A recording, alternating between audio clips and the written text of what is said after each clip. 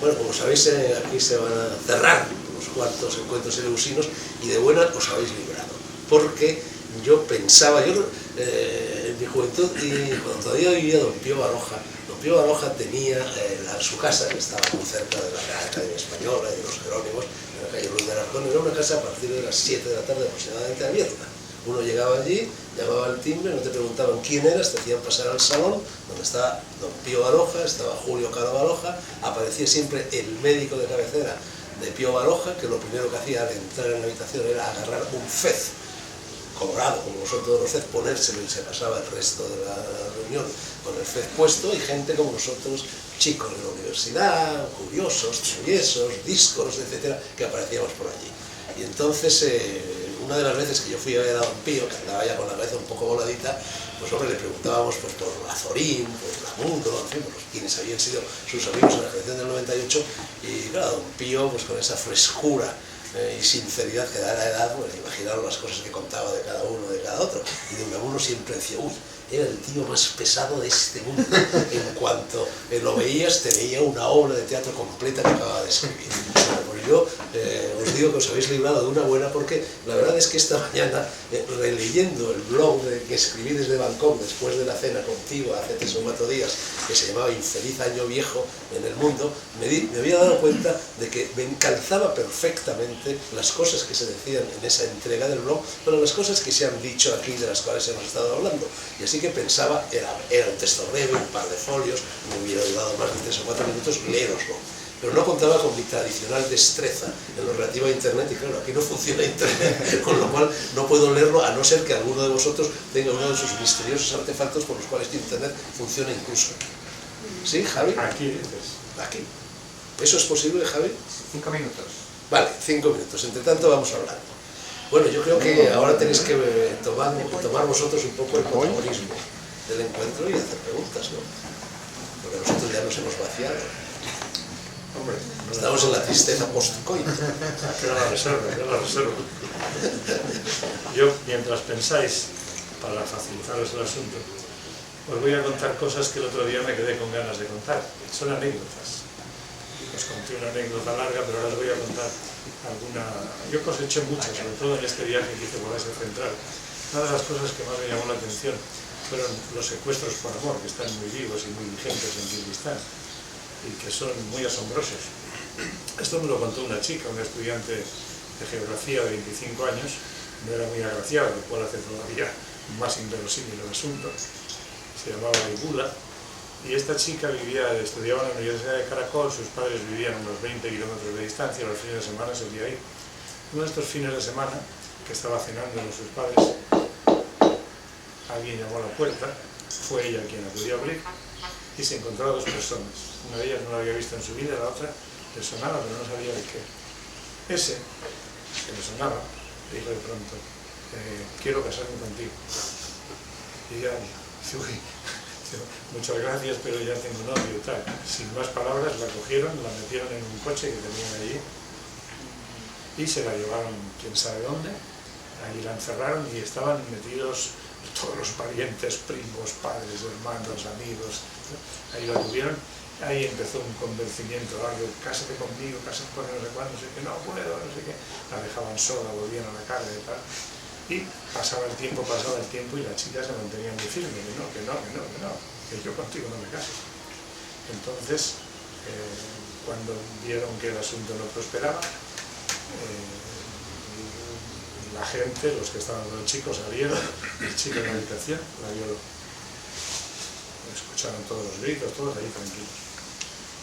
La chica me dijo después que estaba contenta, que llegó un momento en que dejó de luchar, porque tenía, lo que suele ocurrir en esos casos, que es que si hay mucha resistencia, entonces entran los otros para sujetarla y tal, y es una violación con público, ¿no? Lo cual es todavía más humillante.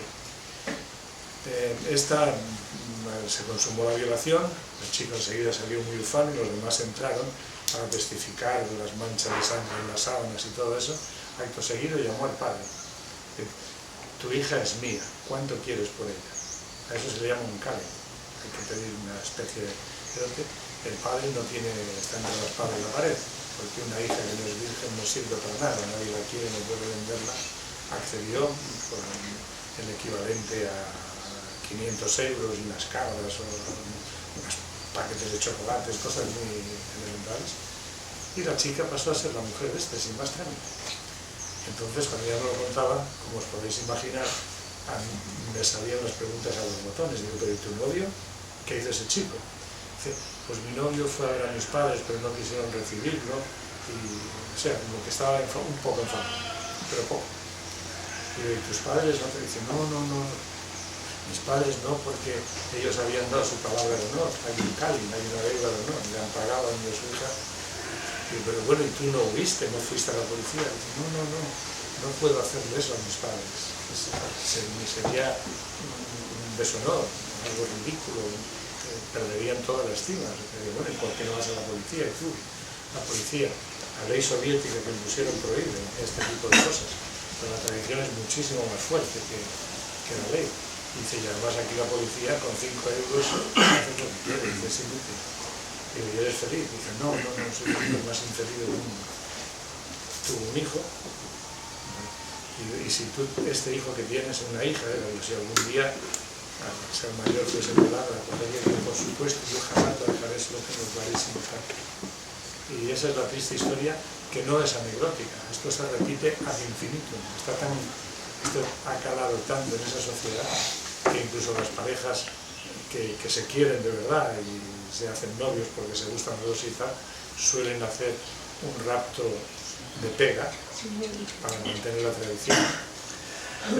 Bueno, como en este mundo hay gente para todo, estaba yo pensando en una variante de más o menos lo mismo que acabamos de escuchar, también del matrimonio por rapto, y que se producía hasta hace relativamente 2 o 3 décadas en Murcia. En Murcia, donde está el alma de nardo del árabe español, y no es un lugar como el que tú acabas de evocar, existía el llamado matrimonio por pellizco. El novio, el que quería casarse con una chica, la pellizcaba en la nalga. Y entonces la chica iba a sus padres y le decían, me han pellizcado. Y ante eso pues tenían los padres que acceder al matrimonio. Las tribus norte de Birmania, las tribus más remotas del mundo que hay en Triángulo de Oro, en Birmania, que hay muchas, cada una tiene unas peculiaridades, pero hay una muy peculiar en el que las mujeres solteras se distinguen porque llevan siempre una flor en la oreja, se distinguen mucho en casi todo, por la vestimenta y tal, pero la manera en que el hombre la requiere es, la chica cuando está soltera deja siempre un agujerito, como si fuese una mirilla, pero sin nada, en la puerta de su casa. Suelen tenerlo. El hombre introduce el dedo por ahí y si la chica le acepta, le coloca una florecita así atada con el dedo. Si no, nada. Al cabo del tiempo, otro te gangrenas el dedo. Eso hay una interpretación, lo del agujerito y el dedo, claramente simbólica, ¿no? Fernando, ¿tú qué opinas de cuando nos explicabas ayer que eras amoral en esto de los viajes y demás? Que cuando hay prácticas como esta, ninguno, es decir, que finalmente lanzan su práctica, su rapto o su violación y... Mira, ¿qué quieres? ¿Que me convierta yo en policía? No, los italianos, pueblo sabio, tienen un refrán que dice tra moglie e marito non mettere il dito. Contando historias horrorosas como las que nos ha contado Swami, les voy a contar lo que pasaba en la guerra de Vietnam cuando yo anduve por allí, donde algunas prostitutas del Vietcong, simpatizantes del Vietcong, para enfrentarse a los americanos, hacían lo siguiente: se ligaban un marín, se metían en la vagina una caña de bambú con una gilet puesta así, de tal manera que cuando el marín entraba en ella, además en estado de erección, con la afluencia sanguínea que eso supone, pues imaginaros lo que ocurría. El marín se quedaba por el suelo hecho la puñeta y la chica salía zumbando y hasta otro. Terrible, ¿eh? Bueno, pues entonces, al final, gracias a la destreza tecnológica de Javi, no os habéis librado de que os casque la lectura de este blog. Es breve, ¿eh? Pero es que la verdad es que viene al pelo, ¿eh? De todo lo que aquí hemos dicho. Bueno, digo, ganas de... Se llama Infeliz Año Viejo y apareció el 29 de diciembre y dice: ganas de llevar la contra y de hacerme el original. No, digo lo de viejo y lo de infeliz contraviniendo la fórmula habitual, porque estoy convencido de que el año entrante va a ser tan malo como el saliente y como volverán a serlo los sucesivos. Vamos como locos cuesta abajo y pedaleando. ¿En qué año se jodió el mundo, Varguitas? Año no sé, década sí. La de los 90, más bien hacia el final. Fue entonces cuando el anticristo, un tal Bill Gates, declaró oficialmente inaugurada la era de la virtualidad y nos atrapó a todos en su red. Los 4 jinetes del apocalipsis perdieron los nombres peste, hambre, guerra y muerte que el hereje Juan les había puesto en Patmos 100 años después del no nacimiento de Jesús y pasaron a ser el desarrollo, la televisión, el turismo e Internet. Los 3 primeros llevaban ya mucho tiempo galopando, pero fue el último de ellos el que los transportó, encaramados sobre el lomo de su corcel robótico hasta los más remotos confines del planeta. El 5.º jinete no es la guerra nuclear, como durante tantos años se dijo. El 5.º jinete es la demografía. Hace 2 años había en el mundo 7.000 millones de mamíferos humanos devorándolo, ensuciándolo y pisoteándolo todo. Calcula la ONU que a finales de siglo, si las catástrofes naturales, las epidemias, la hambruna y los conflictos bélicos no acuden a socorrernos, podríamos alcanzar los 17.000 millones. Y aún hay quien sospecha que esa cifra se queda corta y podría multiplicarse por 3. Y encima van ahora los chinos y se cargan la medida, draconiana lo reconozco, del hijo único. Pocos éramos y parieron los súbditos de la momia de Mao Zedong. No vamos a llegar a eso, porque mucho antes se habrá extinguido la especie, pero ¿se imaginan ustedes cómo sería un mundo así? El Sáhara, por poner un par de ejemplos, parecería la calle de Preciados durante las horas punta de las fiestas de Navidad. Y los usuarios del metro tendrían que ser secados, tribalizados, liofilizados y prensados para tener acceso a los convoyes. O léase como tercer ejemplo el excelente reportaje que hoy mismo, por el domingo 29, publica David Jiménez a cuento de la noche de luna llena en el otrora paradisíaco e infernal en tal día como ese islote tailandés de Phan Dang. Por cierto, anoche cené con David en un restaurante de Bangkok, popular y baratito. Estaba tan atestado que solo nos quedó el triste remedio de compartir mesa, aunque no en la medida de lo posible, superficial conversación de una parejita japonesa y un canadiense rubicundo más pesado de una taza de chocolate a la española. Una inflexible ley zoológica establece que las especies se extinguen cuando su número supera los límites de lo que su hábitat consiente. Los restaurantes también, y las islas paradisíacas de aguas turquesas y pececillos de colores ni les cuento. Tailandia, que hasta hace 3 días era uno de mis últimos refugios, ya no merece la pena. Emigración, inmigración, concertinas, pateras, lampedusas, refugiados, españolitos jóvenes que se van con el hato al hombro para hacer fortuna en otros lugares, espaldas mojadas que vadean el río Bravo o Grande, según se mire, para ganarse la vida trampeando en el país que más cerca está de Dios. Tontunas, amigos, tontunas que de nada sirven en un mundo en el que solo hay ya 2 continentes, el de Guatemala y el de Guatepeor. Dentro de poco, al paso que vamos, solo nos quedará el segundo. Supongo que el consejo llega tarde, pero ¿qué tal si desobedecemos el mandato de la Biblia, creced y multiplicaos? Hacemos exactamente lo contrario de lo que ese delirio genocida propone, acatamos lo que el piel roja Sutter escribió al gran jefe de Washington y dejamos de creer que vuestra, por nuestra, es la tierra con cuanto contiene. Eso también lo dice la Biblia. Segundo consejo genocida. Menos mal que los chinos no la leen. Muy bueno, muy bueno.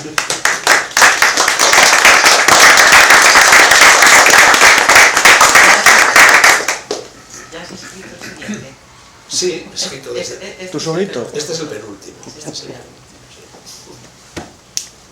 Pero no me pongas el trapo delante para que te Y lo lea. ha escrito él. Lo ha escrito él seguro porque el estilo es inconfundible. Sí. Bueno, es cierto del restaurante, que tuvimos que aguantar al... Porque hay que reconocer que la japonesita era muy mona. Y eso compensó un poco lo del canadiense insoportable, ¿no? ¿Ya habías escrito eso? ¿Alguna anécdota? Sí, había publicado un reportaje muy bueno realmente sobre la fiesta esta de la luna llena, que imaginaron, ¿no? Vamos. Sí, bueno, yo creo que es un buen ejemplo, ¿no?, del deterioro de un lugar, porque en Kopangan cuando empezaron esas fiestas, se hacían porque no había electricidad en la isla, y los pocos extranjeros que había en Samui, la isla de al lado, pues se reunían allí en las fiestas de la luna llena para poder ver algo, ¿no? Y hoy se ha convertido, pues eso, en una borrachera de adolescente, donde la gente está meando en el mar, de pie ahí con la cerveza en una mano y agarrándosela con la otra, y basura por todos lados, puestos de tatuajes y sobre todo clínicas, ¿no? Clínicas, que es lo que me llamó la atención, que el pueblo en sí, que era una aldea de pescadores, está llena de clínicas. Pues para atender a los borrachos. Para atender a los borrachos y los accidentes que sufren, porque estás hablando de a veces 30.000 personas, se cortan los pies porque van descalzos y hay botellas, se lanzan al agua drogados y se ahogan, empiezan a hacer juegos.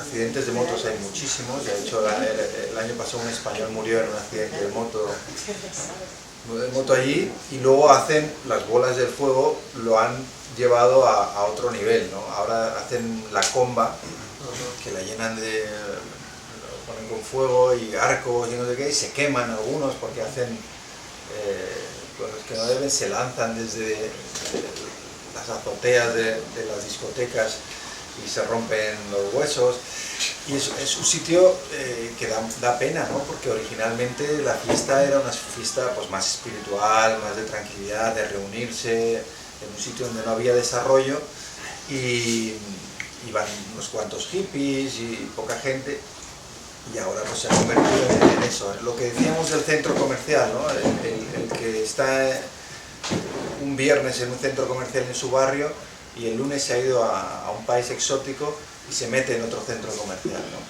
Pues esto es lo mismo, ¿no? Las mismas discotecas y las mismas juergas que te puedes encontrar en Valencia, pues trasladadas a un sitio idílico. Y todos esos jóvenes convencidos además de que están viviendo algo muy especial y muy diferente, ¿no? Cuando realmente están haciendo lo que hacen todos los fines de semana en España o del país de donde vengan. Bueno, de hecho yo leí los comentarios que añadieron los blogueros del mundo, y los habrás leído quizá también, y muchos de ellos decían, pero bueno, no hay que irse a la isla de Palma, aquí en Valencia hacemos lo mismo todos los sábados, ¿no? El botellón y el plano, el cual, ¿no? En Suhanuk, en la luna llena, salen los barcos ahí del pie, en Serendipity Beach, hay una islita que hay solitaria, no hay nada en el pueblo, no hay nada. O sea, ahí el énfasis no es en las drogas, es en el sexo puro y duro, es una cosa impresionante. Las chiquitas suecas, alemanas, yo estuve un ratito, era una cosa impresionante, no podías caminar por la playa llena de cuerpos tumbados, era una cosa impresionante. No, pues ese reportaje lo tengo que hacer. Mira, esto es... En En agosto pasado estuve en Jardín con las bolas, moviéndolas allí. Al final me lo pagaron con un tremendo cubo de sustancia local. Sí, que se ve. Entonces se ve bastante. Esto es en la playa, allí justo en la luna llena.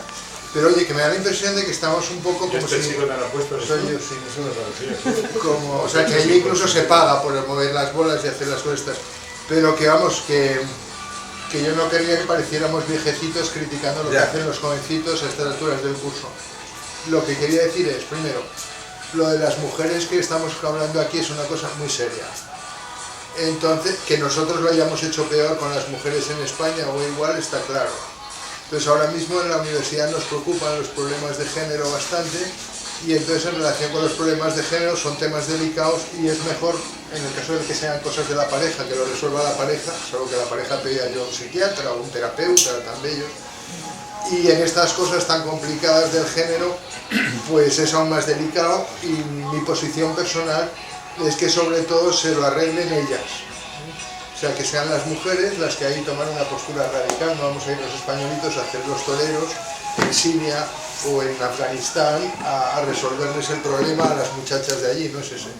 Entonces en este sentido sí que quería contaros una anécdota, una situación que es, del mismo modo que hay quien afirma que son las mujeres árabes las que generan estos problemas de género, pues igual que las mujeres venezolanas generan pues a los venezolanos por ser unos consentidos. O sea, estar en Venezuela, los venezolanos, mientras que hay españoles que se pueden casar con venezolanas, son muy rarísimas las venezolanas que se casan con un español, porque el español pues está en otra onda particular para esa historieta. Pero en el caso del género y de las mujeres, contaros que estamos ahora en un proyecto que a lo mejor sale, igual no sale, o igual tenemos que pedir ayuda luego a Fernando y a David, eventualmente a Paco, para que nos saquen de allí. Pero ahora mismo, este verano, estamos elaborando una intervención en Siria sobre un campamento de 1000 mujeres refugiadas. Las mujeres refugiadas de Siria están ahora fundamentalmente unas en Turquía y otras en el propio Siria, y ahí efectivamente hay una guerra civil. Entonces estamos pensando en hacer una intervención. Esa intervención está siendo patrocinada por una mujer siria de, pues eso, unos 45 años, que ha terminado Derecho. ¿Por qué estudia Derecho una mujer siria a los 40 años?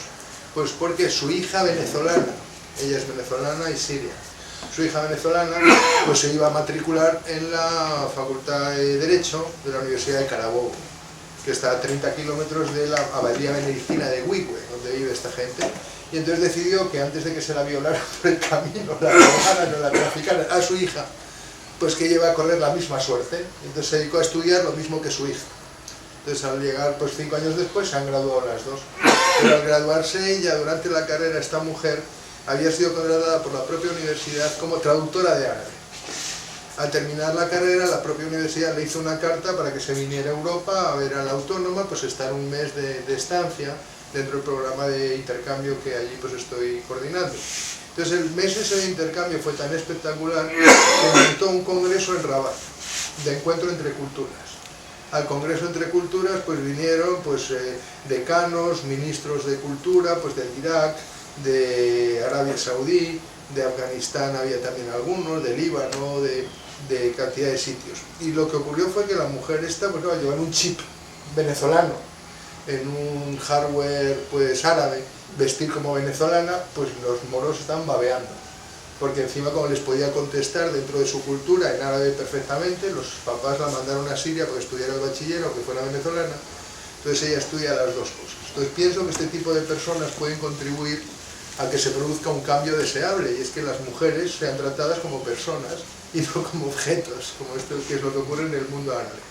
Entonces la intervención que estamos pretendiendo es sobre 1000 mujeres en situación de desplazamiento, que además de haber perdido su casa, han perdido al esposo, tienen al hijo parapléjico en el hospital como resultado de la guerra y eventualmente una hija embarazada y no sabe bien quién. En otros casos incluso hay una modalidad del trasfollaje este del que hemos hablado, que consiste en que te casa el imán con un suicida, que para que la noche anterior al suicidio pues no sufra tanto y se le pase antes la cosa, pero pues puede pasar la noche con la muchacha, que como es esposa de él pues está legalizado por todo el mundo, y a continuación el otro va a suicidarse y la otra no sabe si ha quedado embarazada o qué se ha quedado.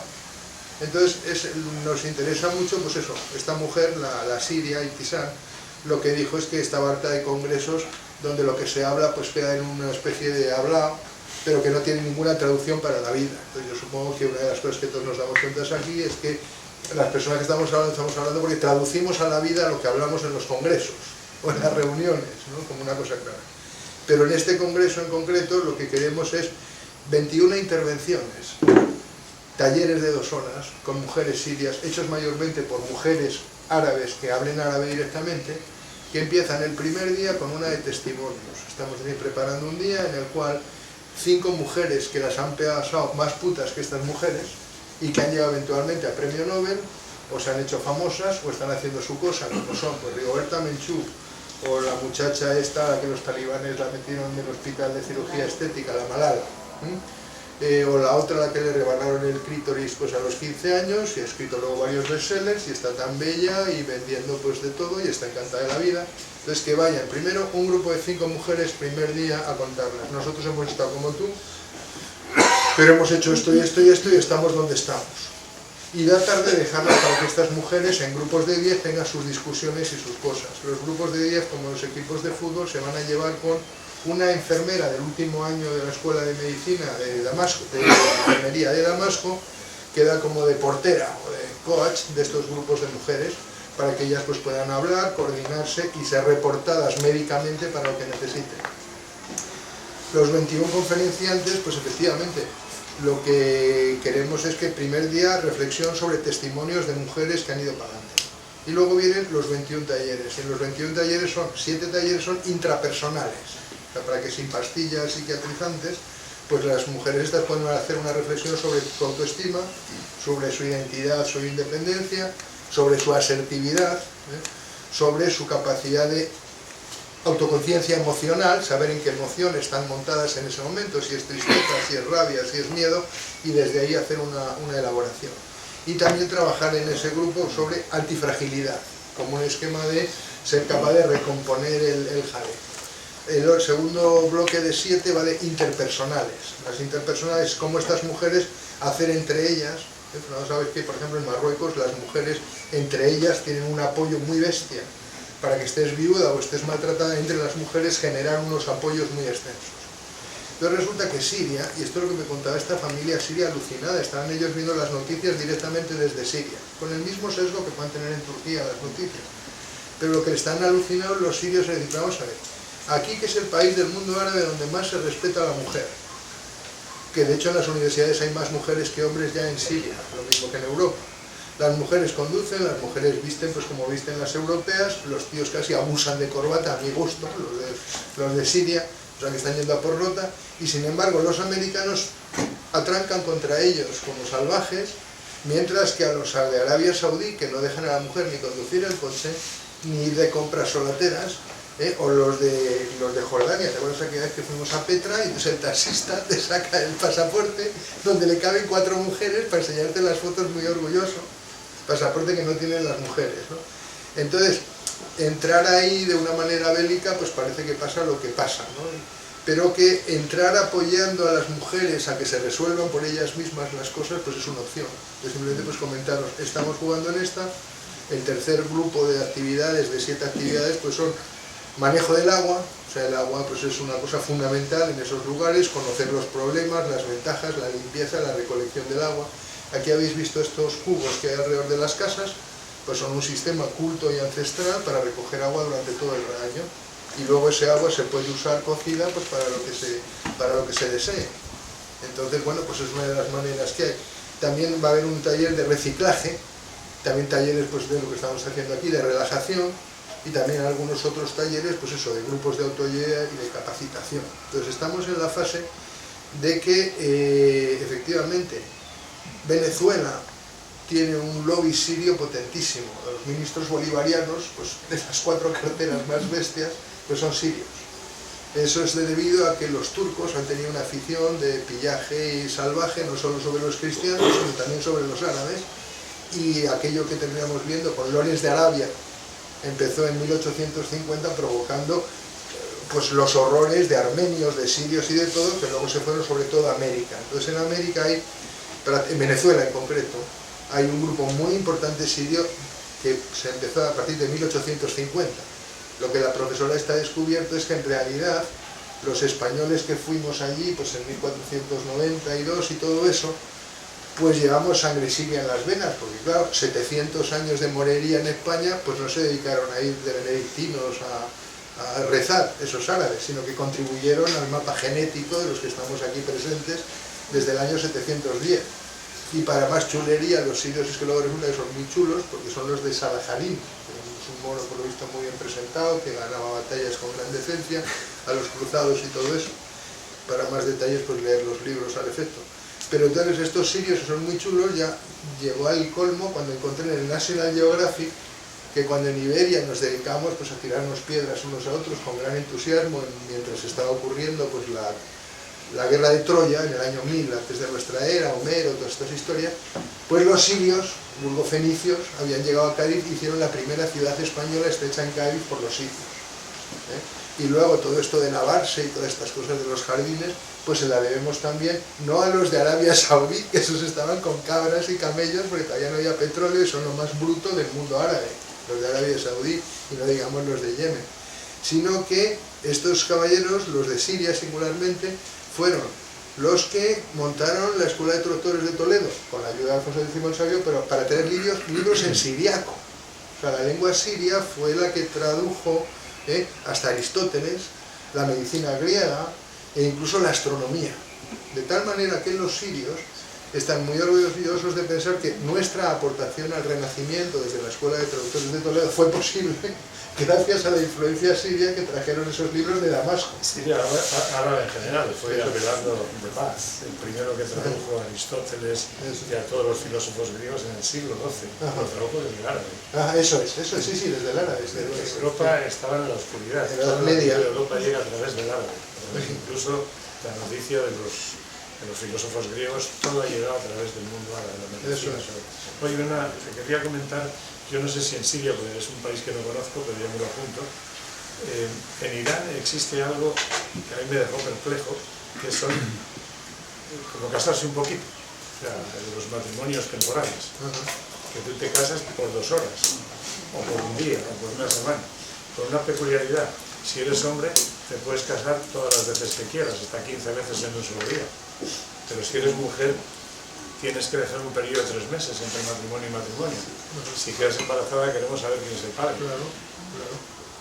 Y esto existe, y pensándolo bien, reflexionando, llego a la conclusión de que también existe entre nosotros, aunque no hace falta que lo bendiga un cura y se llama de otra manera, ¿no? O sea, que te encuentres a una chica y te metas 2 horas en una habitación, aunque no lo firme, también existe desde hace mucho. Se llama de otra manera. Y estos tíos que son tan estrictos con todo, en cambio permiten han creado una institución de la prostitución para que los buenos musulmanes que tienen 4 esposas en casa, cuando hacen sus peregrinaciones, pues puedan disfrutar, no van a estar solos tanto tiempo, ¿no? Bueno, por ejemplo, en Marruecos, yo he vivido 2 años en Marruecos y allí existe un sistema de divorcio a disposición de las mujeres, en un país que tiene la fama que tiene en lo relativo, en fin, a la condición femenina, por lo cual si una mujer casada acude a un juez y coloca las babuchas boca arriba, eso significa que su marido no la satisface sexualmente e inmediatamente el juez decreta el divorcio.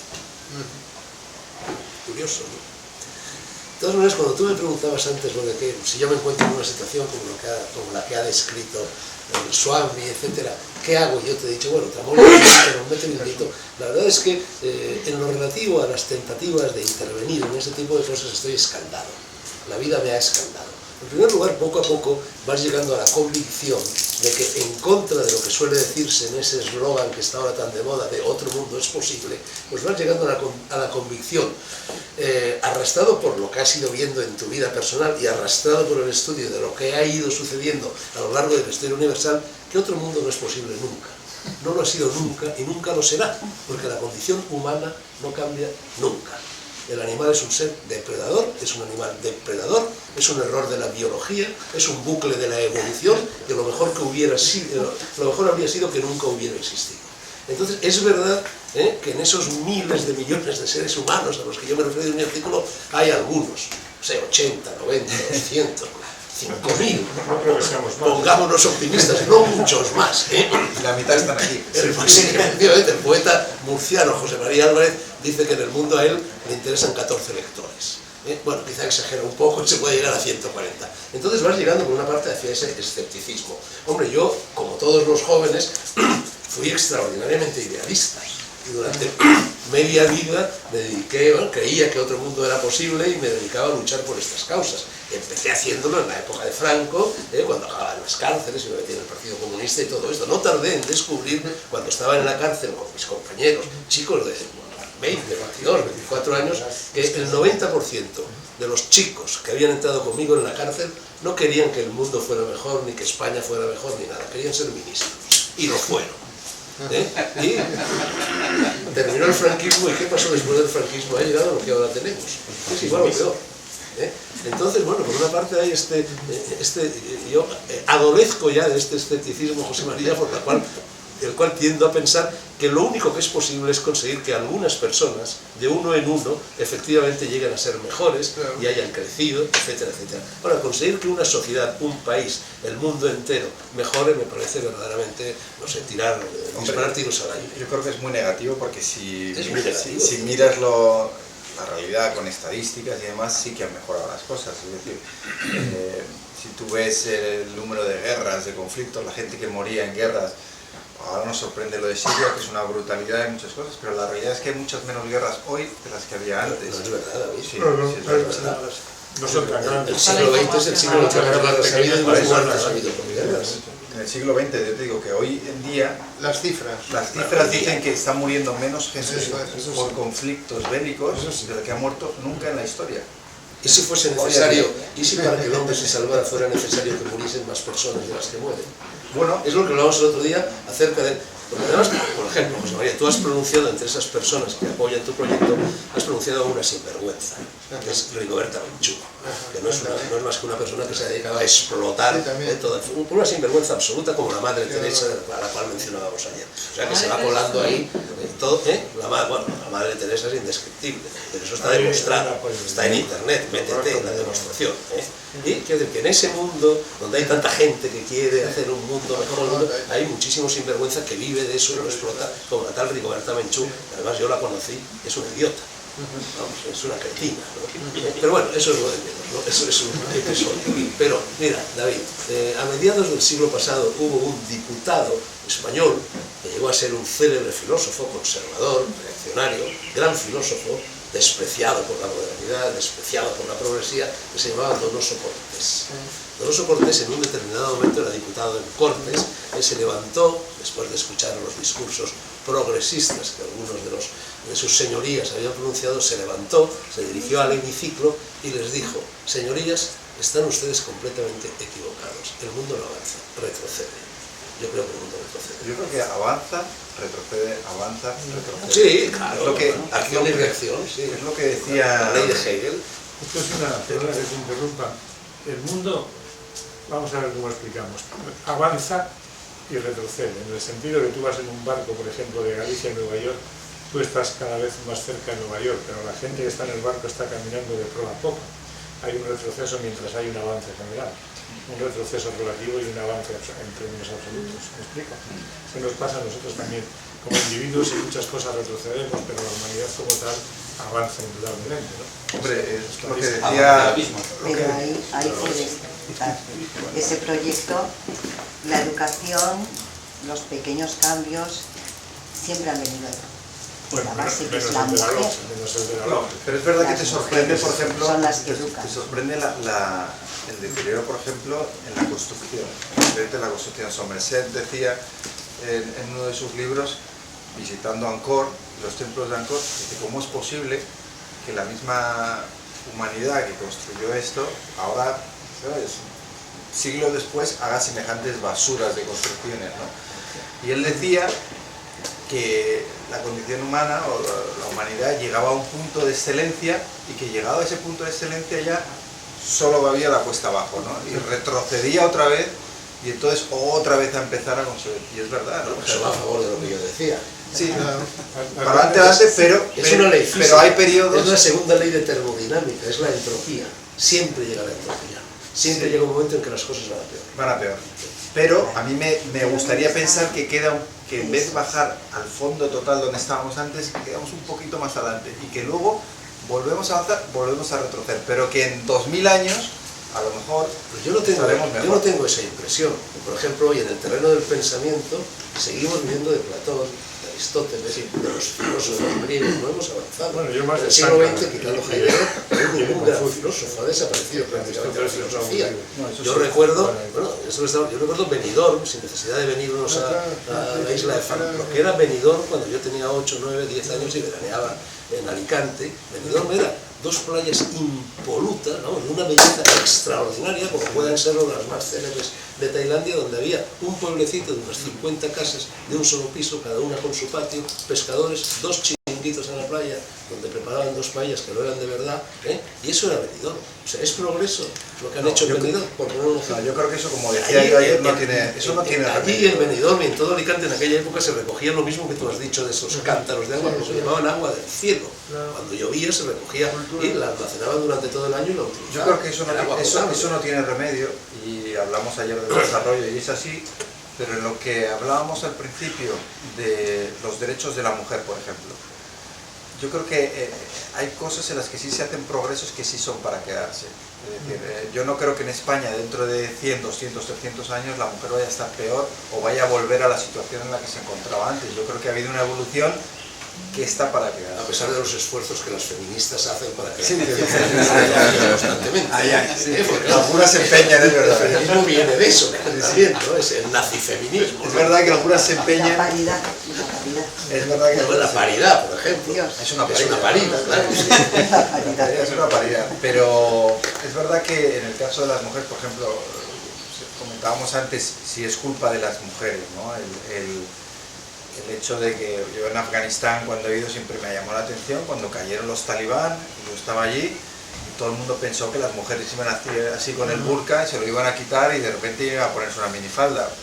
Lo que pasó es que seguían siendo las mismas mujeres con las burkas y estaban todas igual, ¿no? ¿Por qué? Pues porque culturalmente estaba tan instalado que las propias mujeres no querían quitarse Es que es muy el difícil burka. meterse en Pero casa es culpa, ajena, muy claro, difícil. lo que pasa es que, claro, decir es culpa de las mujeres a mí me parece un error, porque esas mujeres, a su vez, desde niñas, han estado sometidas a una cultura de represión y a un lavado de cerebros que les hace convencerse al final de que realmente necesitan un burka. No te hace falta ir a... Enseguida te paso la palabra, pero mira, En mi yo- pueblo, todas las mujeres en toda España llevaban pañuelos negros toda su vida. Y en Mojácar iban con velo a buscar agua a la fuente. Y Eso lo he visto con yo. el progreso, hasta que no se morían de esas generaciones, no había quien les Fíjate, quitaba, le quitabas el pero yo me pañuelo, quedé estaba desnudo. sorprendidísimo la primera y única vez que fui a Yemen, en 1980. Que conocí en un hotel de Yemen a una chica muy mona, vestida con la cara descubierta, que era presentadora, no, que vivía en Londres, que era una chica de familia buena, de familia rica, que había estudiado allí, estudiaba en Londres, vivía en Londres, y todo esto, yo mantenía esta conversación en un hotel donde había una televisión encendida y en la pantalla de la televisión se estaba viendo un programa de entretenimiento similar, no sé, al 1, 2, 3, responda otra vez, con la peculiaridad de que la presentadora iba con burka. O sea, bueno, con el capuchón entero hasta los pies, ¿no? Bueno, entonces yo comenté con esta chica moderna, yemenita, etc. Hay que ver esto, no sé cuánto, la condición femenina aquí, la opresión, el burka. Y esta chica, progre, moderna, la que vivía en Londres, dijo, un momento. Usted no se da cuenta de que en un país donde el adulterio se castiga con la lapidación, el burka nos permite a las mujeres pasearnos de la mano de nuestras amantes delante de las narices de nuestros maridos sin que los maridos se den cuenta. Bueno, oye, es una pregunta de causa cierto impacto, ¿no? Es verdad que tiene eso. No, pero esto de la autodestrucción de la humanidad que tú decías y que vamos a peor y demás, en Afganistán, yo estoy convencido de que dentro de 100, 200 años la mujer vivirá mucho mejor que hoy. Estoy convencido, porque al final hay una evolución positiva dentro de la destrucción de tantas cosas y las cosas negativas que hay son evidentes. Y Benidorm, por ejemplo, cuentas eso, lo que hablábamos de Copangán, lo que hablábamos de muchos sitios, sí creo que en cuanto a derechos de las personas y reconocimiento del individuo y demás, sí hay una mejora. Pero O sea, David, ¿cuántos habitantes del planeta vivían en lugares donde pudieran decir lo que les diera la gana sin que los metieran en la cárcel el siglo pasado y cuántos lo hacen hoy? Pues ahora no hay ningún lugar. Claro, ahora no hay ninguno con la corrección política. No, Está todo prohibido en todas partes. No, pero no me compares. David, yo niego la mayor. ¿Tú crees que dentro de 200 años habrá vida sobre la Tierra? Yo creo que no. No, pero no lo digo de broma. Yo creo que sí, Yo estoy la convencido de que el mundo ya ha terminado y la gente yo no se ha dado creo cuenta que porque sí. cree que es la batalla de Armagedón, se Sobre el enfrenta futuro el bien de y la el mal. humanidad No, no podría el ser fin del más mundo es un pesimista. proceso, no es un telón que cae. En ese proceso estamos inmersos hasta el cuello.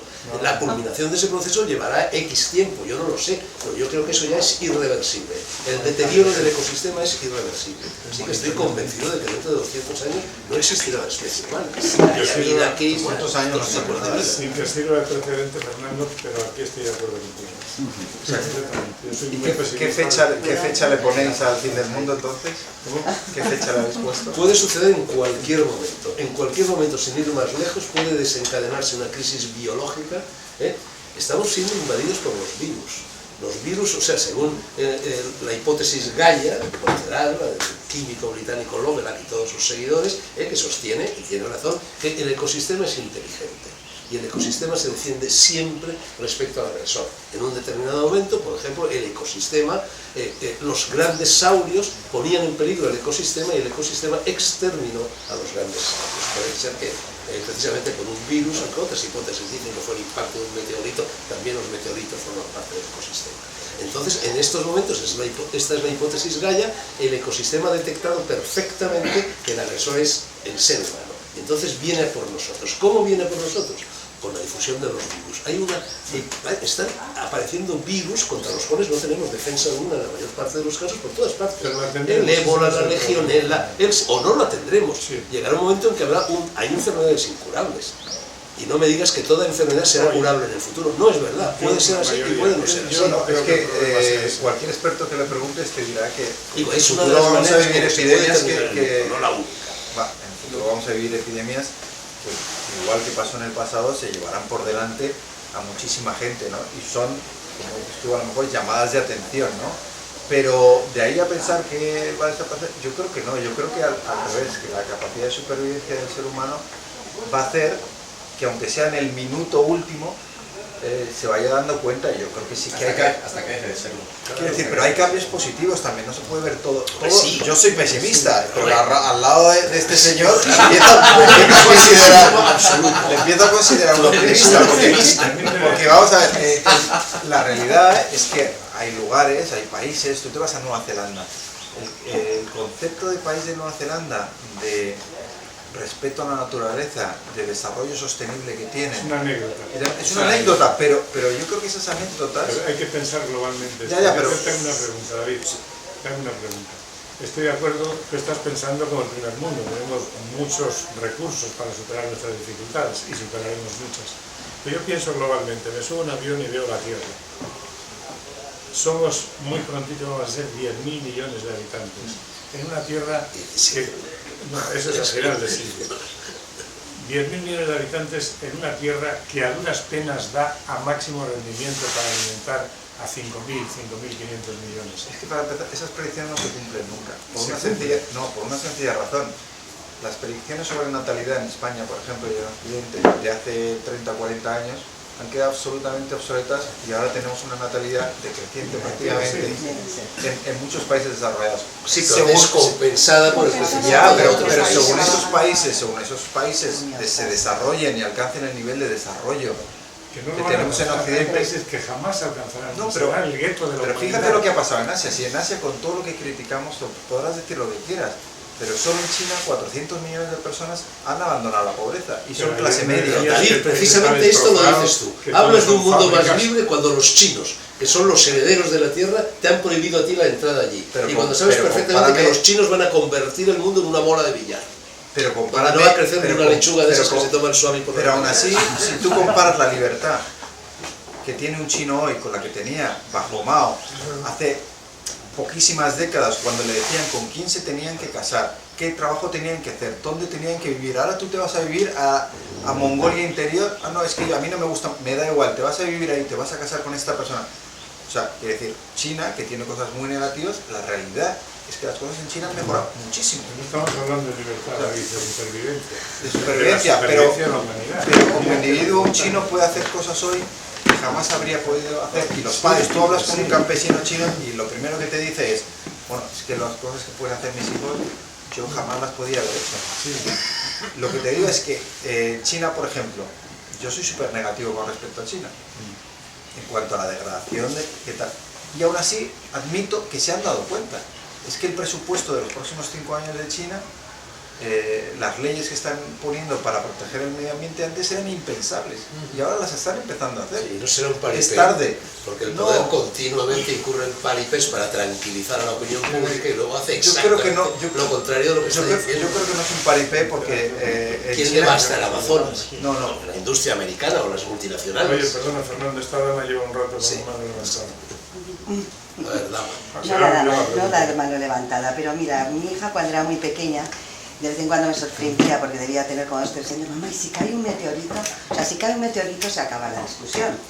Pero además yendo al paraíso, al Edén, a lo idílico, a lo virgen, al lugar más bonito del mundo que está en uno mismo, si lo sabes ver, o que está en esos sitios sin contaminar, antes de los griegos y los romanos, que fueron los primeros turistas que llegaron, arrasaron, y las mujeres tenían un espacio, un rol en la sociedad como transmisoras, como generadoras, como contadoras de cuentos, y había un consejo de ancianas y había un respeto a la mujer. que se ha perdido absolutamente. Con lo cual la realidad momentánea del aquí y ahora, que a mí me ha tocado la suerte de ser mujer, aquí, ahora, o sea, aquí no, en España, porque aquí igual ya me hubieran eliminado los Hegel, ¿eh? Entonces, la realidad de ciertas mujeres en ciertos ambientes, no podemos mirar por otro lado diciendo como total esto no se va a cambiar, porque también somos cómplices de abusos terribles ante seres que son lo que va a generar las nuevas generaciones, y que si este mundo se destruye o se autodestruye, bueno, pero siempre hay una homeostasis, y al momento, y mientras no se destruya, tienen también derecho a tener unas condiciones semi-humanas, porque están peor que los animales. Entonces creo que todos estos proyectos me parecen interesantísimos. Es una pena que se tenga que recurrir a personajes que, como tú dices, yo no conozco, pues a lo mejor no son tan honestos, pero también hay que cultivar ese pequeño espíritu de decir, oye, ¿por qué no pueden vivir mejor? ¿Por qué tienen que sufrir que se les mueran los hijos, o que las hagan abortar a patadas porque no son rentables si están embarazadas, o que no tengan absolutamente ningún derecho a la educación? Y por cierto, este verano que hice un retiro yo en Llanes, y vi mucha tele. Digo, mira, y yo no quería, mis hijos les prohibían, no quiero Canal Plus, no quiero rollos, aquí no hay tele, aquí es paisaje y dejadme en paz. Bueno, pues con este tema había unas películas, precisamente una marroquí que me encantó, de una huelga de amor de las mujeres, y cómo la vieja que le contaba, sí, es que no me acuerdo la con quién empezaba, genial, bueno, le llamaban amor, porque aunque ya sabes, para qué decirle amor cuando queremos decir sexo, pero en fin, el tema es que la madre que las movía y que las animaba y que las contaba, y aún las apañaban y no, cuando el talibán venía y pagaba a los otros y le dijo que había que cubrirse, le dijo, oye, yo te he parido a ti y a tu barba, y que si yo te provoco, le dio un bofetón, sácate los ojos, porque gracias al amor y a lo que hubo entre tu padre y yo, estás aquí. Entonces, siento no acordarme de las cosas. Bueno, yo quiero que es que... A mí me parece muy bien, yo no estoy en contra de esas iniciativas, me parece muy bien que haya personas optimistas como David Jiménez o José María Poveda que las apoyen y las ponen en marcha. Yo no sé si tú has leído lo que a mí me parece, bueno, una de las grandes novelas de la historia de la literatura universal, que refleja perfectamente este problema, que es El Cándido de Voltaire. El Cándido de Voltaire, novela que surge en plena Ilustración, cuando está a punto de llegar la Revolución Francesa, etcétera, etcétera, y el propio Voltaire es uno de los cerebros que van colaborando en ese proceso, escribe esta novela, que es El Cándido, en el cual nos cuenta la historia de este chico, cuyo nombre lo dice todo, Cándido, como Cándido era yo cuando entré en el Partido Comunista para ayudar a Franco, y este chico es discípulo de un filósofo, Pangloss, que es el filósofo del optimismo universal. Todo va siempre para mejor, el mundo es magnífico, no sé, el otro mundo es posible, en definitiva. Cándido se pone en marcha, empieza a recorrer el mundo, cargado de idealismo, empieza a querer ayudar a los unos o a los otros, al maltrato al que ha visto sometida a una mujer, y al cabo, ¿cómo acaba Cándido? En Estambul compra un huertecito y se pone a cultivar el huerto. Y cuando ya la última escena del libro se le acerca, no recuerdo quién tal, y le pregunta, ¿qué haces, Cándido? Y dice, cultivo mi huerto. Entonces yo he llegado a la conclusión, pero es mi conclusión, que si todos cultiváramos nuestro huerto, respetando el huerto del vecino, eso sí que sería el mejor sistema para conseguir un mundo mejor. Entonces es lo que yo hago. Yo me voy a Castilfrío, pongo allí mi pequeño huerto, lo cultivo de la mejor manera posible, de la forma más amable posible, de la forma más benévola posible hacia mis semejantes, organizo encuentros como este de Leusinos, que al fin y al cabo responde, que es un pequeño huertecito, y bueno, así poco a poco en eso sí creo. Sí, solo puedes Ahora, los grandes proyectos universales, la globalización, arreglar la condición femenina, no, pero vamos a ver, árabe, más que nada es que nadie sabe si todos buscan a Dios, el absoluto, el espíritu. ¿Quién ha dicho que sea macho? Bueno, esa es otra historia. Pero Ana, después de los esfuerzos de Voltaire, después de los esfuerzos de Voltaire y de Diderot y de D'Alembert y de los enciclopedistas y todo esto, ¿qué llegó? La guillotina, el terror, Robespierre, los jacobinos. Total, sí, así. Si no es cambiar el mundo, es cambiar tu mundo, o cambiar el mundo de esa pequeña. No, hay mucha gente en el mundo empeñada en muchas causas nobles. Yo no estoy empeñada más que si me mujer, puedo cambiar un poquito. la democracia, valores que parece que son supremos y tal, y está bien porque así están entretenidos y no ven lo que se les viene encima, ¿no? pero realmente los que Bueno, es que estáis andamos tan mucho por los pesimistas. aires, No, hay dos Porque optimistas. venga, No, que venga, es que yo no me 50-50. considero ni pesimista ni optimista, es que yo creo que Vamos. decir todo va peor, Todo, o no, todo eso lo va decía mejor, Balatón. te estás Que equivocando no había esperanza siempre, con la ¿no? Yo creo que hay juventud. cosas que evidentemente van a peor, Gracias a la tecnología. y hemos hablado de ellas, vivimos un pero poco hay mejor. cosas también que han mejorado, y hay cosas que han mejorado. obviamente. Yo creo que no lo dice nadie. Platón decía que no había Yo creo que hay futuro un con esa principio- juventud corrompida. No se trata La de ser tecnología ha optimista avanzado o un poco pesimista. la calidad de vida. Se Seguimos trata- al menos divirtiéndonos. Si ves Yo creo- la vida como un juego Se o como, trata de o como considerar- una ilusión. Porque ¿dónde estamos? ¿Aquí o dónde? Pues estamos trata- igual en un mundo Se paralelo. Igual trata de esto es una de considerar, nuestras se trata de pesadillas. considerar hechos muy concretos. Bueno, Esta tierra está cada vez desertizándose, pierde masas forestales tremendas, ahora defienden el Amazonas como último bastión y tal. No hay comida para los 10.000, 15.000 habitantes que pueda haber, y las previsiones más optimistas es que el primer mundo se vaya encogiendo en la medida que los miles de millones, porque además se procrean mucho más de gentes que no van a tener ni alimento, ni educación, ni agua. Eso va a ir creciendo, nos van a ir sofocando como la mala hierba a la planta. Viviremos, hay muchas películas futuristas que ya lo apuntan, en pequeños guetos de los que no puedes ni salir porque todo es caos. Eso es perfectamente previsible a medio plazo. Y la tierra no da de sí, se seca, es que no da de sí. No puede haber cultivos, las aguas están contaminadas y el problema, de la que no se sabe ahora con exactitud, hay diversidad de opiniones, pero que evidentemente no va bien, que es el del calentamiento, que puede dar una edad como cuando la última desglaciación, cambia completamente el panorama. Tras la última desglaciación se creó el Mar Negro, donde existieron los valles maravillosos, de ahí la historia del diluvio universal. Desaparecieron muchas islas y muchas tierras, entre ellas lo que hoy es el Canal de la Mancha. Antes es decir, surgieron cosas como el desierto del Sáhara. En fin, la tierra efectivamente está viva, tiene muchos cambios, y yo no veo que vaya bien la cosa. Pero El ¿qué que no pasa? quiera ver síntomas próximos, No pasa nada. sin salir de nuestro país. Hombre, todos los grandes Sin cambios salir son de nuestro país. deforestación y no desertización. pasa nada, como si Desde hace explota. muchos siglos ¿Qué David, pasa? la Tierra avanza hacia Si una explota progresión de deforestación y este desertización. planeta Tierra, no pasa nada. Tú fíjate, toda la constelación que hay en el universo, ¿qué pasa? No pasa nada. Pero además, suave, si la Sí, no visión que somos tú nada. transmitiste el otro día en tu conferencia, bueno, que era en definitiva una visión procedente del mundo oriental, del budismo, del budismo, del hinduismo, de que todo es maya, de que todo es ilusión, ¿qué importa Entonces todo no esto? pasa nada. Entonces, Ese es el kit de la cuestión. Hay que buscar la gatera que lleva la conciencia hacia adentro, Hay un pero hacia afuera meteorito. no hay esperanza. O sea, lo hay que cosas nosotros de esas buscamos, iguales dentro de 3 años, Mira, igual no hay existe. una lo que novela, nosotros buscamos no está afuera. Estar en el ahora. hay una novela, la mejor novela de Germán Hesse a mi juicio, que se llama El juego de Avalorios.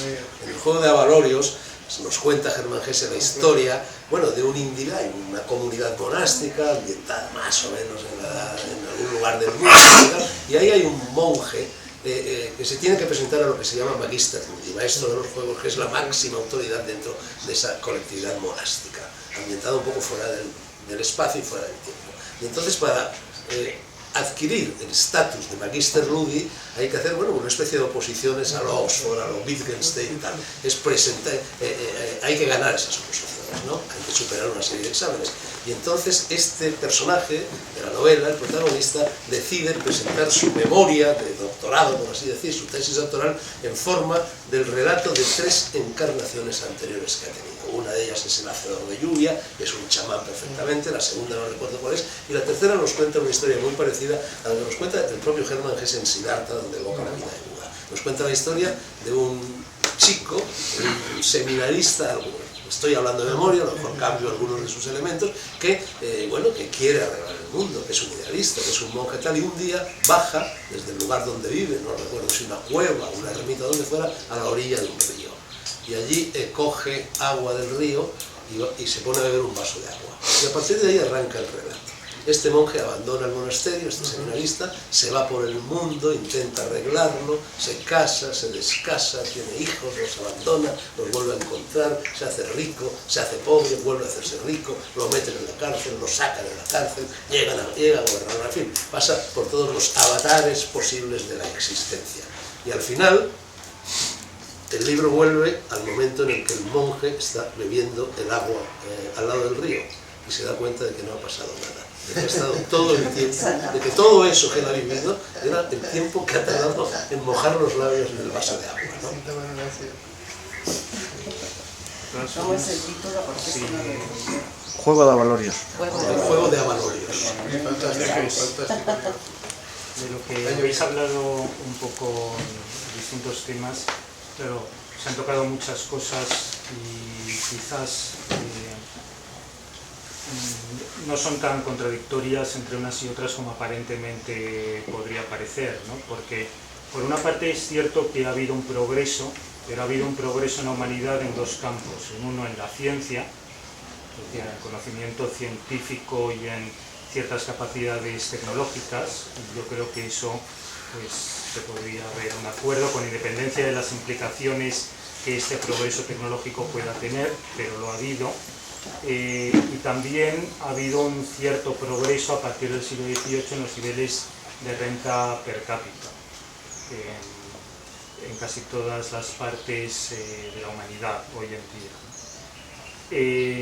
También sin hacer ninguna valoración sobre las implicaciones que este aumento de renta existía. Y esto es novedoso porque hasta el siglo XVIII, digamos, todas las sociedades entraban en unos ciclos económicos en los cuales, bajo determinadas condiciones, conseguían un aumento de la renta, pero siempre producían, mediante normalmente crisis de sobrepoblación o otro tipo de crisis, pues se llegaba a un límite en la capacidad de aumento de la renta.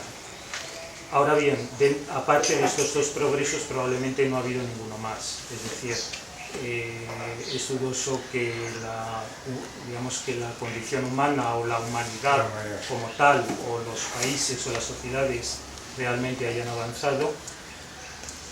Históricamente es posible que haya habido fenómenos de regresión, y aquí mismo en Asia o en Afganistán o Pakistán pues había en el pasado culturas donde la condición femenina y muchas otras manifestaciones culturales han sido superiores a las que encuentras hoy en día, y entonces pues quizás asociado al fenómeno de la islamización y las consecuencias que esto tuvo, pues muchos elementos que existían en esas sociedades, en esos mismos países, en esas mismas gentes que vivían allí, pues en la época de Bactria o en la época de Gandhara, etcétera, pues ya no existen, ¿no? Culturalmente, con lo cual la regresión es posible, y tampoco podemos descartar que sea posible en España, ¿por qué no?, en los próximos 200 años o en cualquier otra parte del mundo. Y luego está el tema del futuro de la humanidad o del planeta, que eso ya, pues yo no lo sé, hay quien ha avanzado hipótesis, pero en realidad tampoco es contradictorio. Ha habido ciertos progresos, realmente la humanidad como tal, salvo en esos aspectos, pues probablemente no ha progresado. La regresión es posible y el futuro de la humanidad pues no lo sabemos. Yo sí resumiría lo que por eso es hablando interesante. aquí. Yo creo que la humanidad está a punto de fracasar como especie, es decir, lo está haciendo muy mal, no está siendo capaz de solucionar los problemas que ha creado en su evolución, pero evidentemente el individuo y muchas pequeñas comunidades pueden tener éxito, ¿no?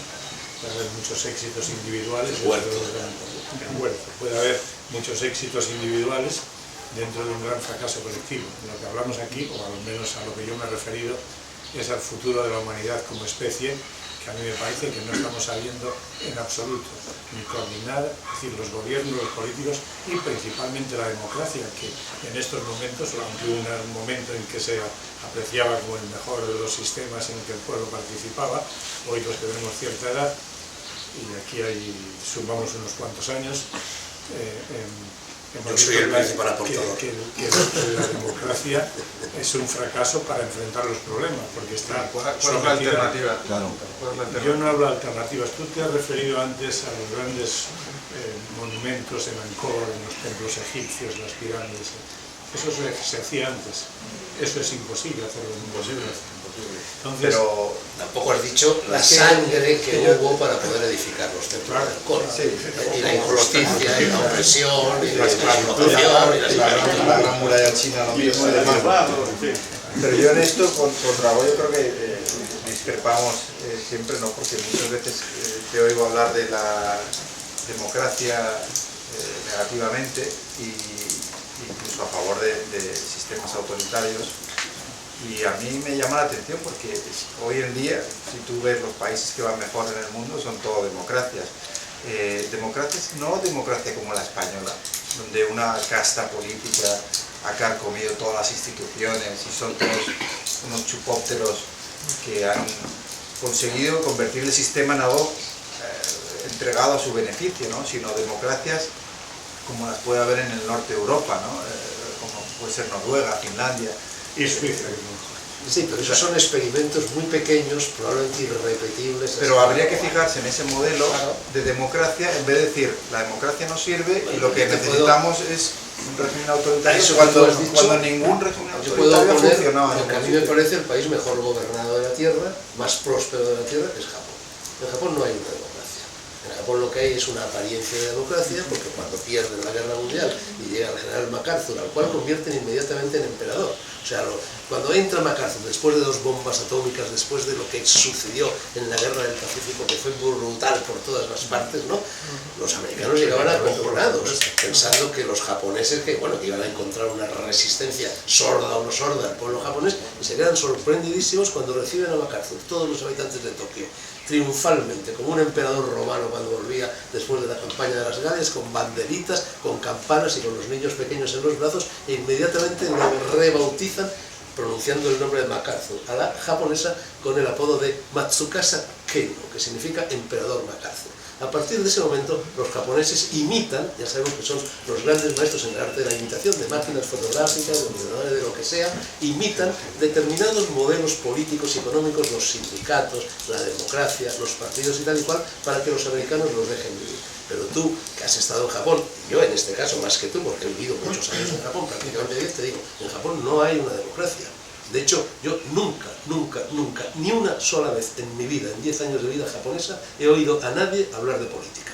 Lo que más sorprende a Naoko en España es que los españoles dicen, en cuanto nos reunimos, terminamos hablando de política, lo cual es cierto y se está demostrando aquí ahora una vez más. En Japón prácticamente no vota nadie. Sí, porque en Japón es un pueblo sumiso, van a votar, pero las cifras de abstención son elevadísimas. Cuando yo era profesor hace poco en la Universidad de Tokio, me pillaron allí unas elecciones generales, hombre, y siempre con ánimo de practicar la lengua más que de otra cosa, se me ocurrió, sondear y charlar con los alumnos y tal.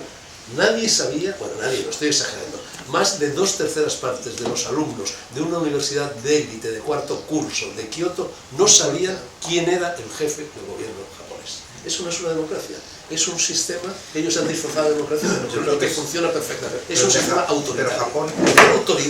Tener autoridad, y esto lo sabe cualquier profesor de universidad, es lo contrario de ser autoritario. Pero Japón autoritario es el que no tiene autoridad. Pero Japón funciona independientemente del sistema que tenga. Funciona por el carácter del japonés. Sí. Y la cultura que tienen, ¿no? A Japón da igual el sistema que tengas, está tan instaurado el modelo de funcionar de la sociedad que... Pero ¿por qué eso es así? Porque los japoneses son distintos, sus células, sus genes, su ADN. Podría ser su hipótesis, proceden de otro mono o de un rusariánico. Les ha pasado, es lo que tú sabes, que es una isla que ha estado aislada. Hasta el 1868 Japón permanece aislado del resto.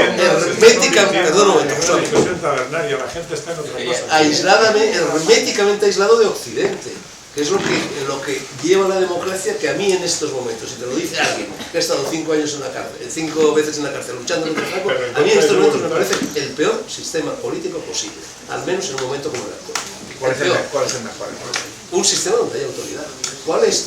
Bueno, ya te lo he dicho otra vez, no te vas a escandalizar porque ya te lo he dicho otra vez. A mí en estos momentos, porque cada época de la humanidad, de cada país y cada situación exige un sistema de gobierno, de administración pública, etcétera, diferente. Yo en estos momentos, con los extremos a los que ha llegado el ser humano, yo soy partidario de regímenes castrenses. Creo que el ejército... Castrense de Fidel Castro. No, es castrista. Es lo contrario de castrense. No, pero es que cuando se dice la autoridad de quién, ¿la autoridad de quién? Autoridad, o sea, en el ejército, con muchos defectos que evidentemente los tiene el ejército, hay un sentido del honor. El ejército es austero. Lo que está pasando en Egipto ahora. Esa es la virtud. La virtud no van a estar es mejor con Al-Sisi. ¿Qué va a pasar con Al-Sisi? Que ahora, por lo visto, se retira de la jefatura para poderse presentar en el mes de mayo en las próximas elecciones y ganarlas abrumadoramente. Entonces, yo creo que cada pueblo tiene un ADN. Ganarlas abrumadoramente porque no se podrá votar porque a los musulmanes. Porque a los si se pudiera egipcios votar, les encanta. no, la realidad es que los hermanos musulmanes ganaron las elecciones. Porque a los egipcios les encanta tener un faraón. Y si en lugar de Al-Sisi se presentara Ramsés, le votarían todavía más.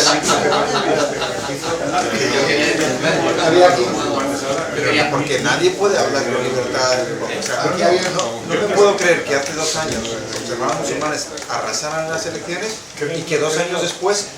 Yo estaba allí hablando con muchísima gente, mi propia guía que iba con... Estamos pasando horas así, si yo me movía la droga un poco así, no me toques. Con un baño, o sea, esta era hermana musulmana, esta no era hermana, esta era melliza musulmana. Y esta dice, no, yo tengo simpatía, pero quiero sí, todo el mundo sí. Se lo próximo faraón. Como su mismo nombre indica, sí. Y a Mursi no le quieren ni los de hecho ya en sus negociaciones no ponen la libertad de Mursi encima de la mesa.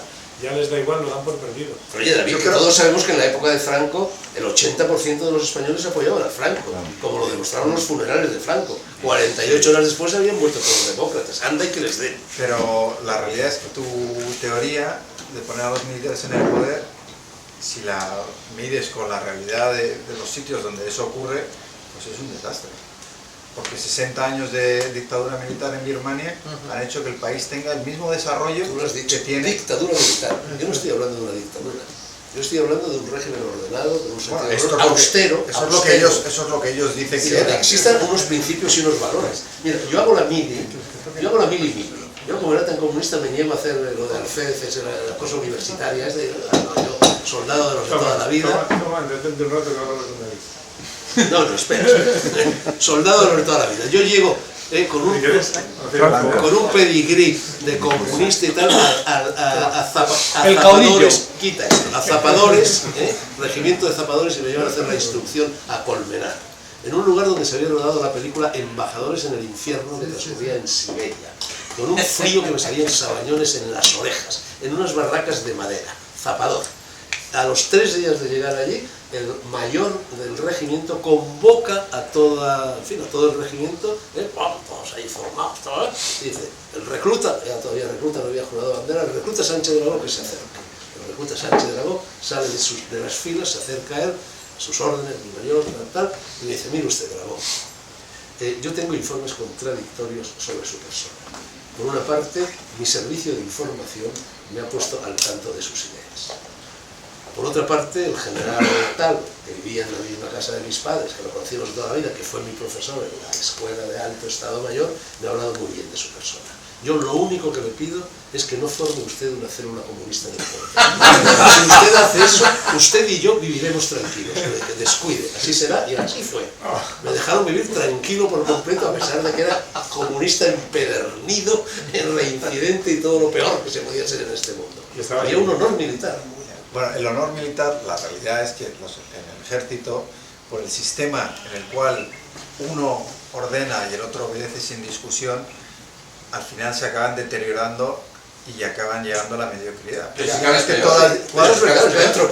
Casi todas las dictaduras o los sistemas autoritarios militares, por mucho honor que tengan, van degenerando en una cosa de un tío mandando sobre todo el mundo. Y es que no hay un solo caso, porque vamos, España no va a ser un caso ahora de un ejemplo de lo que se debería hacer en un país, porque Franco, bueno, hizo cosas que tú me dices a veces, cosas muy buenas y tal, el país se quedó retrasado. Eso es el mundo se está acabando. Eso es lo que pasa cuando pones a los militares en el poder. Esto me recuerda en un mitin político de Valladolid, poco después de morir Franco, de los primeros mítines políticos en elecciones, el Partido Comunista estaba con una pancarta detrás y el orador dijo: adiós pongo por testigo que si nosotros llegamos a morir, ¡plaf! Y se cayó la pancarta. Yo quería decir que el tema de la renta per cápita que se decía por ahí, esto es una patraña. Una renta per cápita que valga, eso es mentira, no una renta per cápita. La renta per cápita, la forma de cálculo es una forma que todavía está por determinarse para que represente algo real, ¿no? Es decir, que la renta per cápita es que si en un país se corta el pelo a 1 euro y en otro país se corta el pelo a 20 euros, en el país que se hace 1 millón de cortes de pelo a 20 euros hay una renta per cápita de 20 millones, o una renta total de 20 millones, y en el país que se corta el pelo por 1 euro hay una renta per cápita de 1 millón para la misma cantidad de cortes de pelo. Es mentira, es decir, que eso está todavía reformulándose, está todavía reformulándose para ver si se encuentra algo que valga un poquito más la pena y que mida mejor las cosas, porque con esto no vamos a ninguna parte, con la medición de la renta per cápita. Entonces, el que suba o el que no suba, es como alguien nos explicaba el otro día que un pozo son 115 euros o son 3.000 euros. Es decir, resulta que si son 3.000 euros la renta per cápita es más alta y si son 115 la renta per cápita es la 30ª parte, pero no es verdad porque el pozo es el mismo, ¿no? O sea, que eso todavía está por ver. Pero hace unos años empezaron en Bután, el rey de Bután empezó a hacer esta historia de la medición de la felicidad. Al principio era una butad del rey de Bután, pero ahora hay montones de congresos, yo participo cada año en uno, en el que siempre se presenta algo sobre la felicidad. Y cada vez está más desarrollado. Y cada vez empieza a medirse de una forma más precisa, no menos precisa que la renta per cápita. Es decir, todavía muy impreciso, pero no peor que la renta per cápita. Y en eso de felicidad, cuando se hacen los cálculos retrospectivos de 10 años para acá, va empeorando, no mejorando. Bueno, lo que tú dices es verdad, hay más... Yo digo, a peor. La tesis mía. Yo estoy convencido... La tesis mía, que la humanidad está...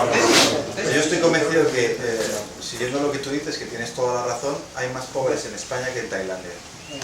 Porque tú en Tailandia puedes comer en la calle, lo hemos hecho a menudo, una comida estupenda por 1 euro, y en España no. Y la realidad es que tienes en España ahora mismo muchísima gente que no llega a final de mes, que está trabajando 10, 12 horas y a pesar de ello está pasando unas dificultades increíbles, que no pueden comprar libros de texto para sus hijos y demás. Y si lo comparas la renta per cápita de España con Tailandia, evidentemente la de España es mucho mayor. De momento. Pero la realidad es que yo encuentro más pobreza hoy en España que en Tailandia. Pues yo recuerdo cuando yo era estudiante y mis padres me daban 20 pelas al día y con eso tenía que pagarme el metro, el bocadillo de media mañana, etcétera. Yo podía hacer 2 cosas a diario que hoy día no podría hacer. Por ejemplo, afeitarme en barbería y limpiarme los zapatos con un limpiabotas. Si hoy me voy a una barbería que ya no hay porque no te afeitan por el SIDA, hostia, ¿quieres limpiarte los zapatos con un limpiabotas? Bueno, te necesitas ganar un pastón. Sí, sí. No, la calidad de vida en un país como España yo creo que se Yo conocí un limpiabotas en Vitoria, uno de los últimos limpiabotas que se iba de vacaciones a República Dominicana y como un rey allí. Como mínimo. Oye, Bilbaíno, por cierto, a ti te cuadra perfectamente el título de una de las novelas ejemplares de Cervantes, El vizcaíno fingido. Es mi propia confesión. No, mis antecedentes son vizcaínos. Mi padre, por parte de mi padre, es vizcaíno totalmente. Y mi madre... Bueno, pues vizcaíno fingido o no fingido. Yo siempre digo que la gente se cree que es una butad y no lo es, que yo si no fuera escritor, de las cosas que soy, que querría ser limpiabotas.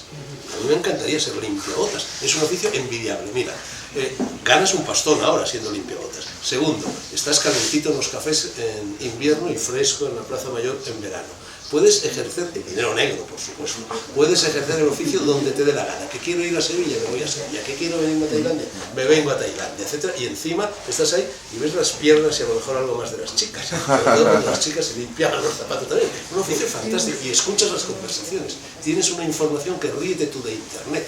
Estás escuchando al político, al filósofo, al ingeniero, al economista. Es fantástica la profesión de limpiabotas. Yo mido los países, ya que estamos hablando de viajes, para saber si he llegado a un buen país, mido 2 cosas, 2 síntomas: gatos y limpiabotas. País donde hay gatos y limpiabotas, ese es un buen país. Países como la India donde no puede haber limpiabotas. Estambul, por ejemplo. Está lleno de gatos y de limpiabotas. Yo quería apuntar un par de cosas en lo que se está diciendo. Por un lado, que me parece del todo evidente que en el momento actual hay un grado de complejidad bestial. Entonces, en ese sentido, sí que para una persona pues encontrar trabajo pues puede haber una serie de complejidades muy superiores a las que había a lo mejor hace 50 años. Pero la segunda cuestión es que todas las culturas han dado un salto adelante cuando ha habido problemas serios. En concreto, la aparición de la cultura egipcia es el Nilo y el desmadre periódico del Nilo que fuerza a esas gentes que están destrozadas cada año por el desmadre a anticipar, ver el sistema en el cual convierten el desmadre del Nilo en un aliado para pasar de cazadores-recolectores a agricultores. Lo mismo pasa en el Tigris y el Éufrates, cuya parte superior controlan los sirios. Lo mismo pasa en la India, que el desmadre del Indus y del Ganges, y en la China. Entonces eso hace que haya una respuesta global colectiva. Yo pienso que del mismo modo que estamos muy insatisfechos con la situación actual y comparto la insatisfacción actual, porque claro, cuando yo estoy diciendo aquí optimísticamente vamos a hacer una intervención sobre 1000 mujeres tal, que es posible, el donor, el que va a poner el dinero en la mesa es Venezuela. 100.000 dólares, que son 100.000 barriles de petróleo, nada, pues 1000 barriles de petróleo. Prácticamente Son, castres. por eso, 1000 barriles de petróleo, eso no es nada. Y por otra parte, el segundo donor resulta que es a quien te has puesto en la picota, que es Bill Gates. En relación con el de Bill Gates, yo debo decir una cosa, y es que en un tiempo maya que tuve, me dediqué a estudiar cómo le va la cabeza. Y me ha fascinado, quiero decir, me ha parecido que es una cosa alucinante cómo la Fundación Bill Gates selecciona a los potenciales candidatos a darles los 100.000 dólares para hacer empresas innovadoras. El procedimiento es finísimo. Pero nunca se nos ha dicho que el anticristo fuera tonto, al contrario. Siempre nos llenan la cabeza diciendo que es donde nace la democracia. ¿Cómo era la democracia griega? La democracia griega únicamente tenían derecho al voto las personas que habían superado la paideia, una ley de educación férrea, de verdad. Tú estabas invocando la educación. Esas personas eran los ciudadanos, eran los aristones. Y esas personas gobernaban a los súbditos, que eran los que no habían podido o conseguido superar la paideia, y los gobernaban adecuadamente, misericordiosamente, juiciosamente. Ese es mi modelo. Estoy en contra del sufragio universal, libre y directo. No puede ser que el voto de Belén Esteban no cuente lo mismo que Corán. Eso es un disparate con el sentido común. No puede ser. Fernando, pero yo creo que ahora mismo la aristocracia que tenemos en España es la casta política. Bueno, pero eso no es aristocracia. Aristocracia significa lo mejor. Sí, pero ahora mismo... Eso es lo contrario de una aristocracia. pero ahora lo mismo peor que tenemos lo que en España sentimos en es la España casta política. es que ellos se sienten la aristocracia. Pero es que ¿dónde surge una casta política? En la democracia. La democracia tiene dos secuelas brutales. Una es que surge una casta política, políticos, y eso pasa en Italia, y pasa en España, y pasa en Francia, y pasa en todas partes, y eso no sucede en el régimen militar, no hay políticos. Por ejemplo, en la época de Franco, sin ir más lejos, no había políticos, había poquísimos políticos, no había casta. Había corrupción, por supuesto que la había, como todos los regímenes, y lo otro es la confiscación.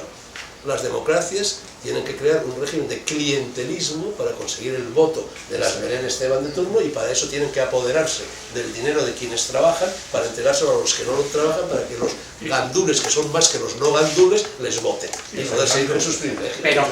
Pero la solución no es cargarse la democracia, sino renovarla y hacerla con instituciones, por ejemplo. La solución es quitar el derecho al voto a todo señor que no haya No, porque eso parte de un principio de igualdad, que es una conquista básica. La igualdad, el principio, cuando en Estados Unidos son todos iguales, en la declaración de la independencia de Estados Unidos, es una gran conquista. El todos ser iguales, acabamos con los créditos, con las supremacías de los créditos, acabamos con las supremacías de los aristócratas, todos iguales y todos ciudadanos. A mí eso me parece algo envidiable, que es algo a conservar formalmente. Es que es falso, es que es como hablarnos de la felicidad, es como cuando la Constitución americana incluye entre los derechos humanos formalmente. Luego el sistema se encarga de a cada uno ponerle en su sitio, y tú y yo sabemos que al final existen jerarquías. No puedes partir de la base de que somos iguales, porque no somos iguales. Como postulado básico, sí. Como postulado básico, al contrario. Es evidente que aquí todas las personas que están aquí son desiguales, todas. Las unas porque son hombres, las otras porque son mujeres, las unas porque son viejos, los otros porque son el cristianismo y la democracia. El cristianismo les da a todos el derecho a ser hijos de Dios y el alma, y la democracia nos da a todos el derecho al voto. Bueno, Dios no existe, el alma no sabemos lo que es. O sea, esto son palabras, platos, voces, como la felicidad, como la igualdad, pero ¿qué es eso? Claro. No, el problema, cualquier sistema podría ser... Mi lema es libertad, fraternidad, desigualdad. Ese es mi lema. Cualquier sistema podría ser bueno siempre y cuando que estuviera regido por hombres justos. con espíritu Usar de historia. servicio. Da igual que fuese un militar, que un sistema son los hombres demócrata, justos, que y los eligen. el comunismo como sistema no está mal, pero simplemente no funciona porque se corrompe por el camino. Y las democracias están corrompidas. Los gobernantes tienen un gran débito con quienes los mantienen, los grandes intereses comerciales, sus nichos de votos, que si las mujeres, que si los mariquitas, y se votan para satisfacer a esos nichos, Ya, no para pero buscar el tiene bien común. ventajas sobre la dictadura clarísimas. Una, la decía Reinaldo Arenas, que estuvo en la cárcel mucho tiempo por Castro, y es que por lo menos te puedes cagar en ella, ¿no? Es decir, Sí. cosa que la dictadura, para empezar, no te permite. Y, Puedes cagar en ella, no es verdad. O sea, yo aparezco en un programa de televisión diciendo lo que acabo de decir aquí, defiendo un régimen castrense y se me ha caído el pelo. No, No yo me mañana vuelven a dejar aparecer en ninguna parte. puedo escribir un artículo acordándome Sí. de la madre de Rajoy y no me va a pasar absolutamente nada. Sí, Si de hago eso, momento, si hago- de momento. Tiene una vez. de momento, bueno, si hago No es eso verdad, mismo, no es verdad. si hago eso mismo en Tailandia con el rey, me mandan a la cárcel. Porque es verdad que yo en la universidad puedo decir la mitad de la mitad de la mitad de la mitad de la mitad, lo que podría decir si hubiera libertad. Y Vamos a ver. ahí no lo puedo decir. Vamos a Una ver, cosa que libertad, tiene que ver con la pero trabajo. compara la libertad, la que yo siento en España como escritor, que es lo que yo hago, Pero porque tú con vives en la- Tailandia y eres un pero- reportaje en tierra asiática y escribes en un periódico como El Mundo, bueno, que es un periódico plural y todas estas pero es cosas. que eso en muchos países es impensable.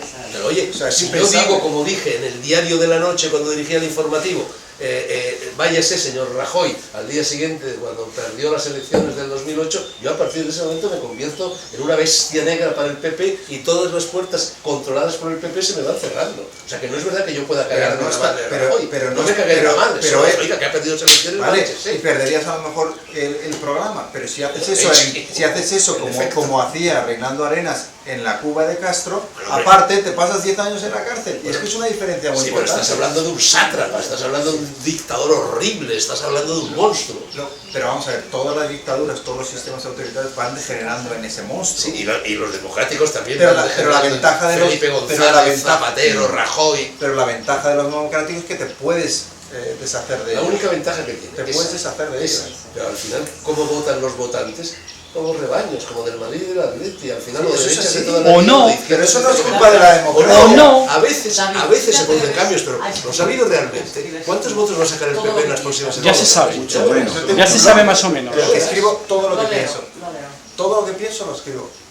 Sobre la monarquía, sobre religión, sobre todo lo que he escrito en el blog los 2 últimos años, todo ha sido con absoluta libertad, sin ningún problema. Bueno, me ha quedado problemas incluso a veces, pues problemas a nivel de pues, gente que te puede decir discrepo, lo que sea, pero ningún problema. Y eso, para mí, demuestra que España, con todos sus defectos, es un país más libre que otros muchos. Sí, es verdad. Entonces, la democracia, ¿qué pasa? Que es muy fácil decir, no, la democracia con estos defectos no me gusta, cambiémosla por una dictadura, un régimen autoritario. No, si la respuesta es reformémosla y hagamos lo que tengamos que hacer con instituciones judiciales independientes, con todas esas cosas que tienen en un país como Finlandia, en un país como Noruega, en un país como Nueva Zelanda, eso- e incluso en un país...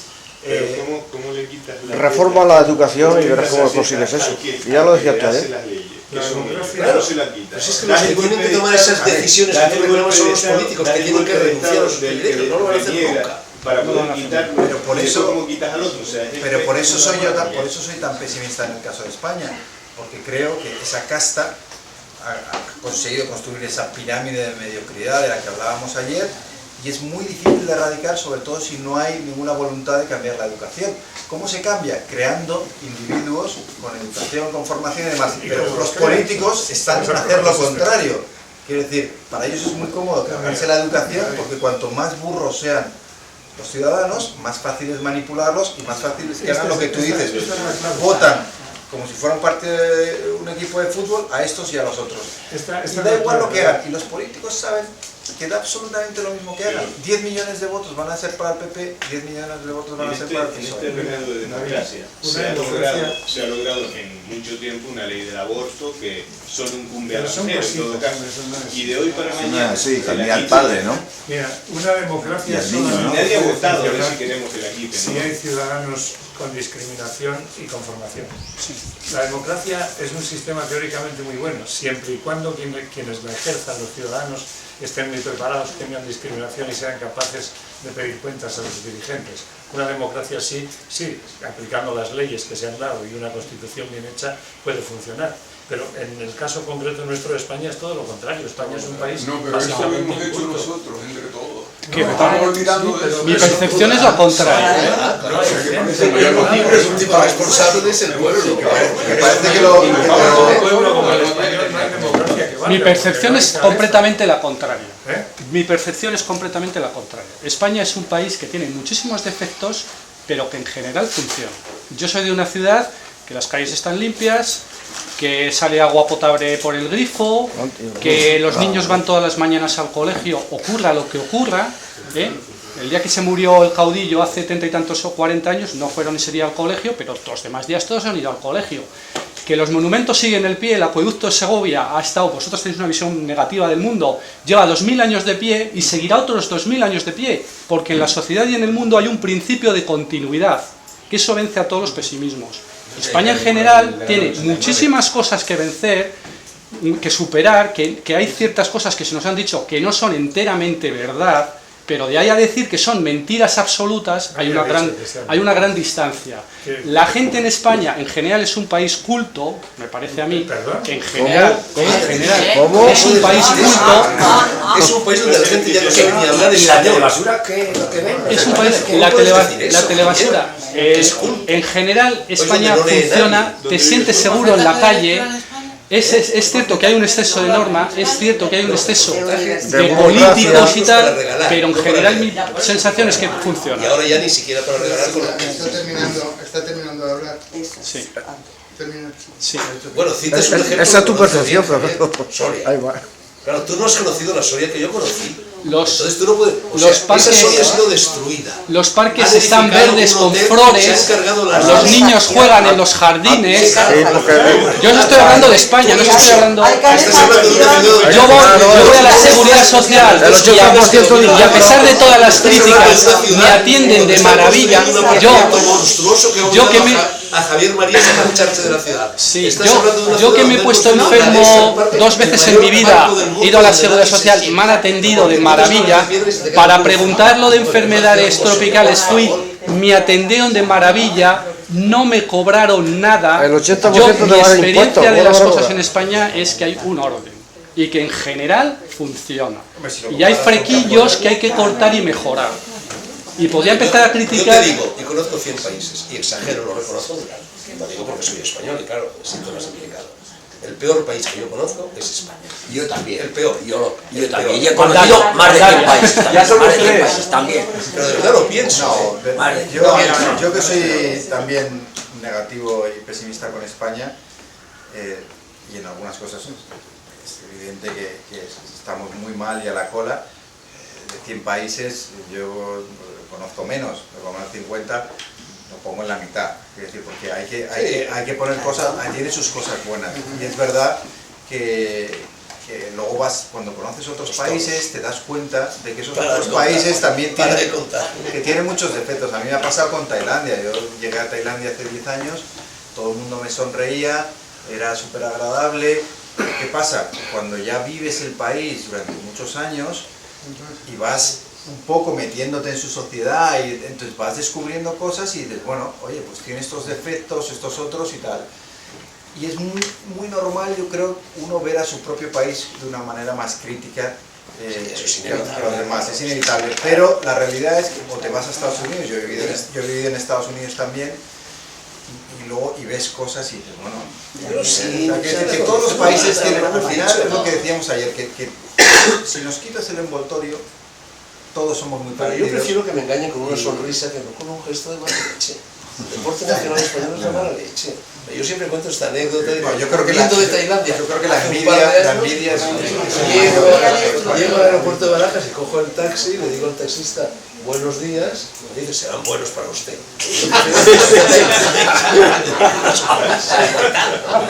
Ya, ¿sabes lo que pasa?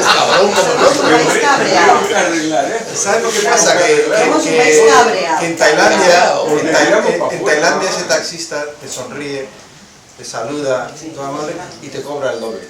Pero a ti también, si eres español, no, si eres turista te brea. Bueno, el de Madrid. Claro, da vueltas por ahí. Esta tarifa y están protestando todos, esta tarifa única, ¿no?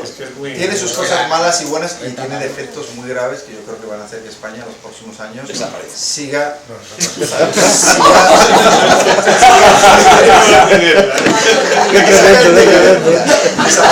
todo que desaparezca, pero la decadencia está ahí.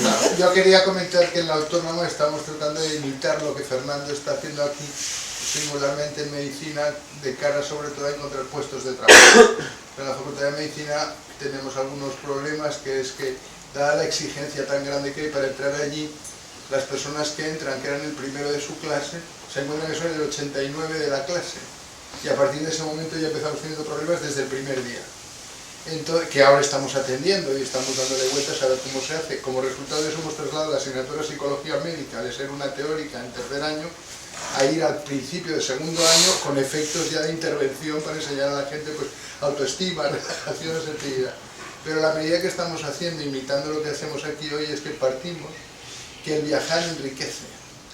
Y entonces estamos actualmente ya haciendo, por convenios con universidades de Sudamérica, que los alumnos en sexto año empiecen ya a buscarse la vida yendo a hospitales de Sudamérica a aprender de esa segunda realidad. Pensamos que eso va a enriquecer mucho, como enriquece a todos los que estamos aquí el hecho de viajar y el cambio de cultura, y además va a permitir que haya gente que vaya de aquí para allá y gente que venga de allá para acá, pero con un nivel de exigencias interesantes. Entonces estamos recibiendo muy buena respuesta y peticiones de los alumnos por proceder en internacionalización. Entonces, una de las cosas que querría pues celebrar que estamos haciendo aquí es ver las cosas con una perspectiva internacional, como nos está contando pues David, o como nos está contando pues Fernando o Paco, que eso enriquece muchísimo, porque se tiene perspectiva de cara a ver. Vamos a ver, José María, si estos encuentros enriquecen a la gente, la enriquecen porque estamos en la cultura camboyana, aquí no estamos en la cultura camboyana, aquí estamos en un lugar agradable y estamos hablando de nuestras cosas y de cosas españolas, y no estamos en absoluto inmersos en la cultura camboyana. Nada. Esto exactamente igual se puede hacer en Castilfrío, pues se puede hacer en Marruecos, se puede hacer en Nueva York. Es un ámbito cerrado. Es decir, no estamos en la cultura camboyana. No, pero estamos en un viaje que llama el interior, exterior o interior y exterior, que eso es muy interesante. Contribuir a que la gente tenga perspectiva más enriquecida. Yo lo que se ha hecho a lo largo de este curso precisamente, bueno, todos hemos sido muy críticos, muy positivos respecto a lo que era el viaje y muy críticos respecto a lo que se ha convertido el viaje. Entonces tú dices, el viaje enriquece. Yo te digo, antes el viaje enriquece, sí, ahora enfurece. A mí me enfurece viajar. Eso sí, antifragilidad. No habría que ir a comer a estos señores. Pero yo insistiría antes de terminar en dos cosas. El tema de antifragilidad me parece clave porque es una manera de abordar la complejidad, que es algo pues, que existe actualmente, y de aprovechar a lo mejor incluso caminos dentro de la complejidad que están poco transitados. Y la segunda, por tanto, el leer al Taleb es muy interesante, está en internet y es algo pues, que está ahora mismo para funcionar en los próximos 10 años. Y lo segundo, lo de Eckhart Tolle es justo lo contrario, o sea, todo lo que tiene de complejidad Nassim Taleb tiene de súper simplicidad el Tolle, pero el Tolle me parece muy interesante para compensar la complejidad y para estar mucho en el presente. Entonces yo lo que estoy pues es absolutamente feliz y contento. La felicidad tiene que ver con cómo uno se ajusta al presente. Lo demás es lo que sea. Entonces en ese sentido yo quiero manifestar mi felicidad por estar aquí pues con los que estamos y con los que estamos. Todos estamos de acuerdo con eso, me parece, ¿no? Claro, un ámbito que hemos creado nosotros, no es internacionalización de nada. El desmadre. La fortaleza se mantiene igual a su misma, pero la antifragilidad se nutre del propio caos. Esa es la novedad. O sea, que el propio desmadre genera respuestas de interés. Como un virus que genera anticuerpos. No, tú te conviertes en el virus. O sea, vamos a ver si nos aclaramos. Cada uno de nosotros aquí es un virus, que es su DNA. El DNA básicamente tiene la estructura de un virus. Y el virus tiende a multiplicarse y a pasarlo bien. Y por eso el intento de reproducirse y pasárselo bien forma parte del programa del virus que somos cada uno. Pero nuestra vida es el pretexto del virus para mantenerse vivo. Sí, claro, José María, el virus tiende a pasárselo bien él. Eso a joder la vida al otro. Eso es, el virus del SIDA se lo pasa pipa. Pero se monta en el virus que somos nosotros, que es nuestro DNA, es un virus. Que nuestra estructura de DNA es un virus que se lo va pasando lo mejor que puede y sobre todo superviviendo. Entonces en ese sentido pues es bueno simplificar a veces las cosas y decir que nosotros también somos un virus. Y quizá por eso estamos haciendo en la humanidad lo que estamos haciendo, ¿no? Yo me hice un poco pesimista desde que caí en la cuenta de que ninguna de nuestras neuronas sabe quiénes somos, ni le importa.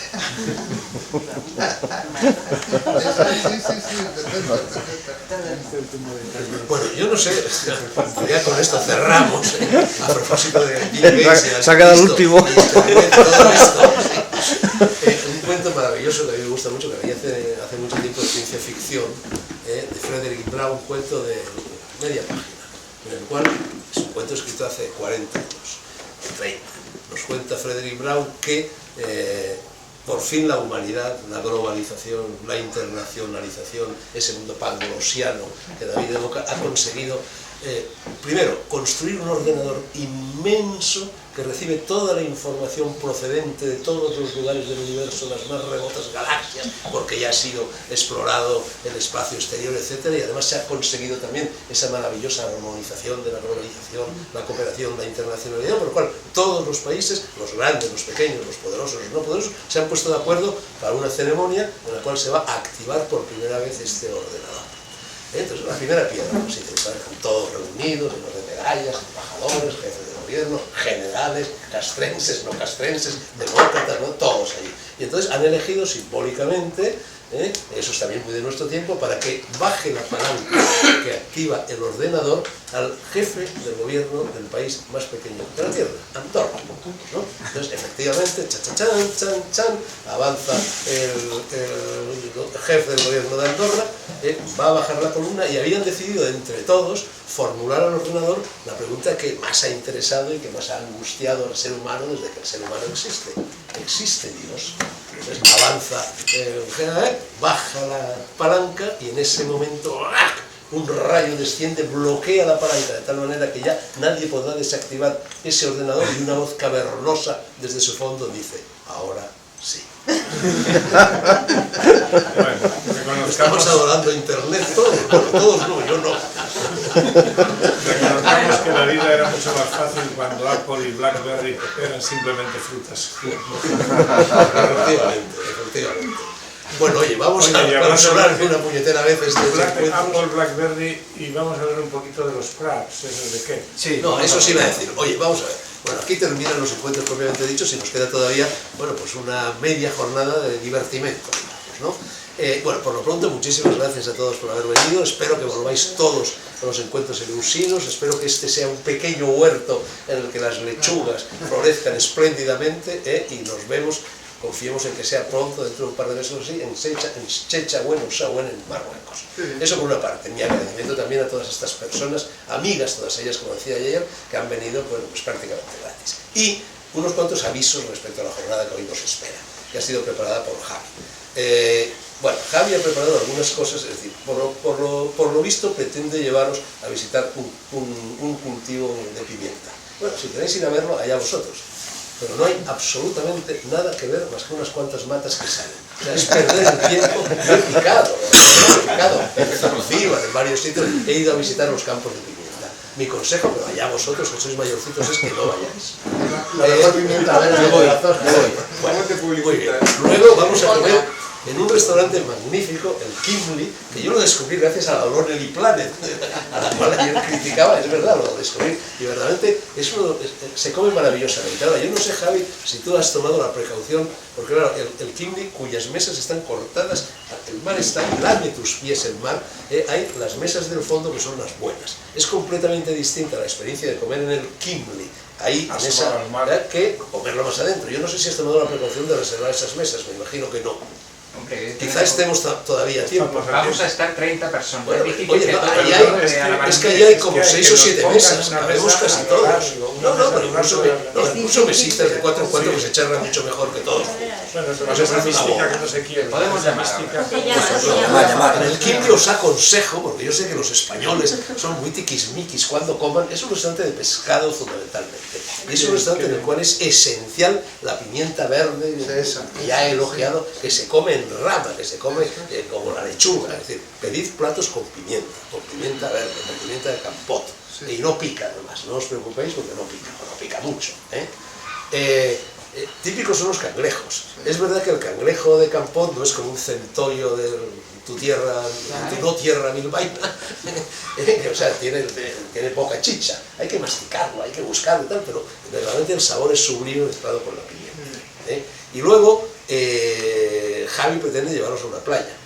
Bueno, las playas son exactamente iguales en todos los lugares de la Tierra. Y hoy día ni siquiera hace sol. Así que allá vosotros también, que sois mayorcitos, si queréis ir a la playa, desde luego conmigo no contéis.